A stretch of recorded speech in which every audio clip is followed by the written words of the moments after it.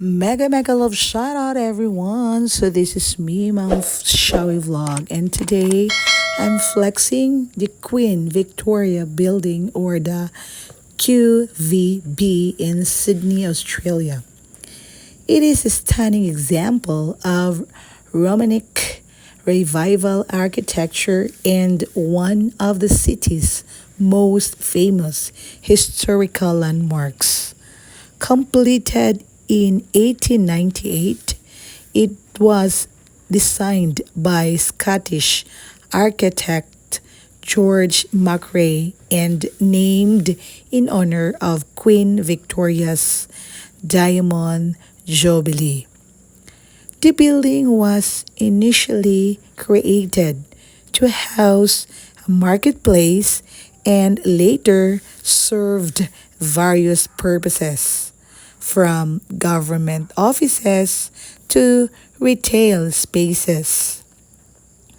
Architecture of the QVB showcased architectural details, including large arches, intricate stained glass windows, and a grand central dome with smaller domes along the roof line. When it comes to interior design, inside the Queen Victoria building is known for its intricate tile work, elegant wrought iron, and two famous clocks, the Royal Clock and the Great Australian Clock, each displaying historical scenes and animated figures. After years of neglect and the threat of demolition, a major restoration effort in the 1980s restored the QVB to its former glory, transforming it into a luxury shopping center while preserving its historical charm. Today, the Queen Victoria building is a hub for high end shopping, dining, and events.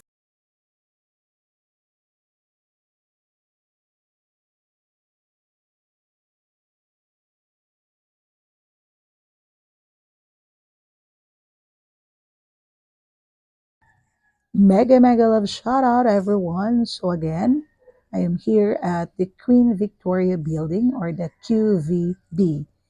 It is an iconic historical landmark in Sydney, Australia, built between 1893 and 1898. It was designed by architect George McRae in the Romantic Revival style, characterized by elaborate arches, stained glass windows, and a grand central dome.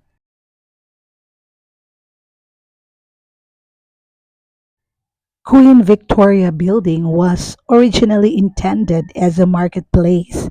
It has since transformed into a high-end shopping center filled with boutiques, cafes, and galleries. Inside the QVV features intricate tiling, antique clocks including the famous royal clock, and beautifully preserved stained glass windows. The central dome with its striking glass and copper construction is a highlight, drawing tourists and architecture interests alike. The building was nearly demolished in the mid 20th century, but a restoration effort in the 1980s revitalized it, preserving its place in Sydney's heritage. Today, the QVB is both a shopping destination and a historic symbol of Sydney's Victoria's architecture.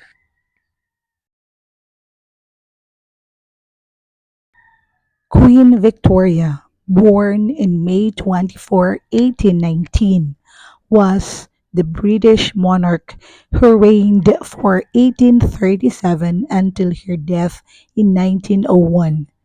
Her rule spanned 63 years and is one of the longest in British history, marking a period of vast political, social, and cultural change known as the Victoria Era.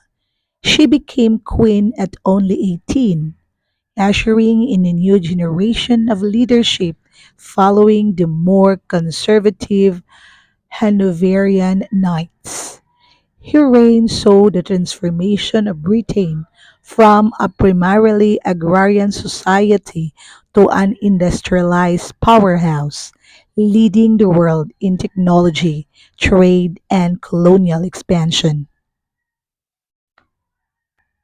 Though initially politically active, she gradually accepted the shift between a more symbolic role for the monarchy.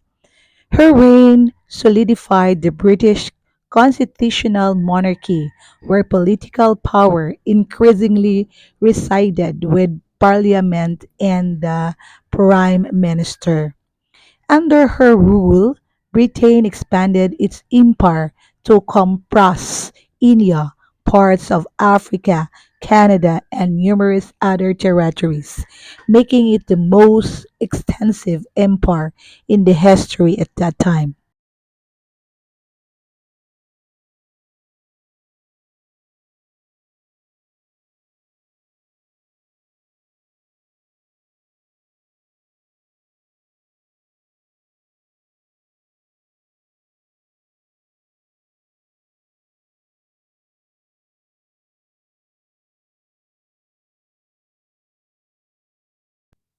Queen Victoria, born Alexandrina Victoria on May 24, 1819, was Queen of the United Kingdom of Great Britain and Ireland from 1837 until her death in 1901.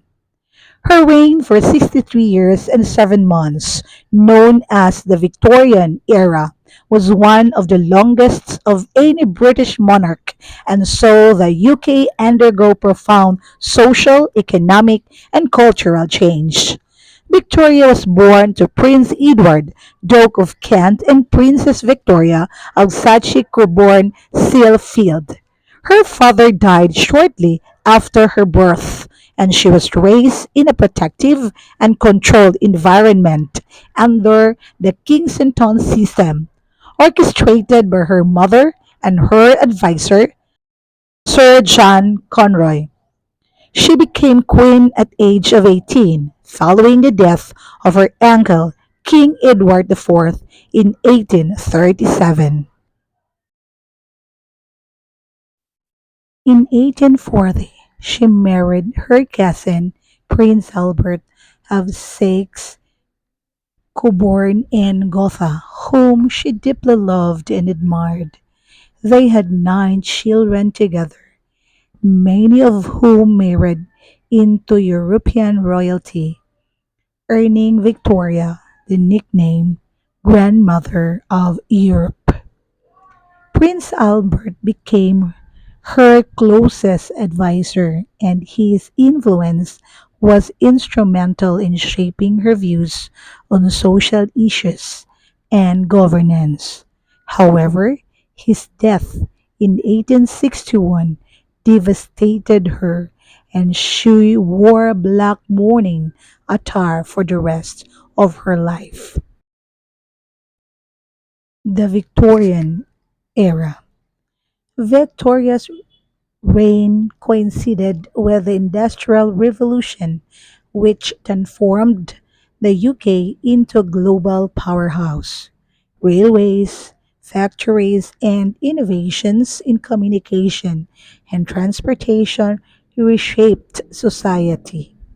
Under Victoria, the British Empire expanded significantly, and she became the symbolic ruler of a vast empire, earning her the title Empress of India in 1877.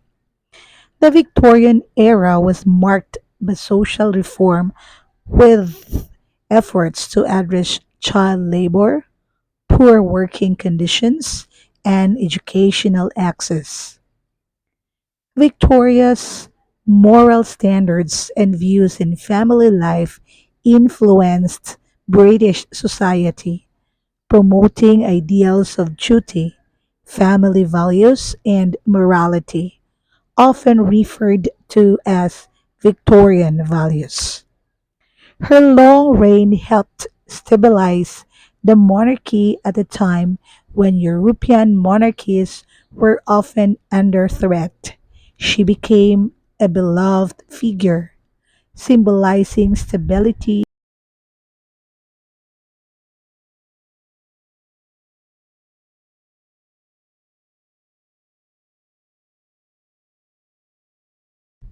Victoria is remembered as a symbol of an era, and her legacy endures through countless landmarks, including statues, buildings, and cities named in her honor worldwide.